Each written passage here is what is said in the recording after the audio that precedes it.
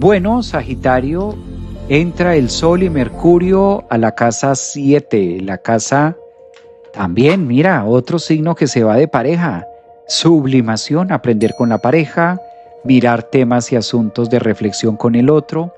A mí me gusta esto de Mercurio porque cuando esto le pasa a Sagitario es el opuesto, ¿no? A la final. Entonces, si el Sol está ubicado en el opuesto complementario, es una invitación a mirar cómo podemos llegar a alinear nuestras diferencias. Si el Sol está al frente y Mercurio, que es la comunicación también con Urano, ¿cómo podemos no tratar, porque es que esa palabra de tratar es muy obligado, pero cómo podemos tejer unos puentes de comunicación con el otro que sean más equitativos? Claro, Mercurio al tener la carga en Géminis, Urano al estar más en Géminis, el Sol al estar más en Géminis, Sagitario puede sentir un pequeño desbalance, ¿no? También, o que todo se dé un poco más hacia el frente. Yo creo que aquí la invitación es a llegar a puntos medios. ¿Cómo negociamos? A la final es una casa de negociación, es una casa donde me atrevo a ceder. Esa palabra sí está un poco más amigable. ¿Cómo podemos ceder? Claro, en lo que ustedes consideran que vale la pena ceder.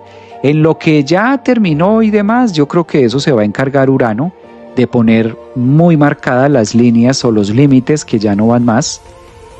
Y el tema de cómo te venías relacionando con los demás, creo que aquí cobra muchísima importancia. Creo que es uno de los signos también que la vida los invita a cambios, sobre todo cambios en la lista de personas que están cerca a ti.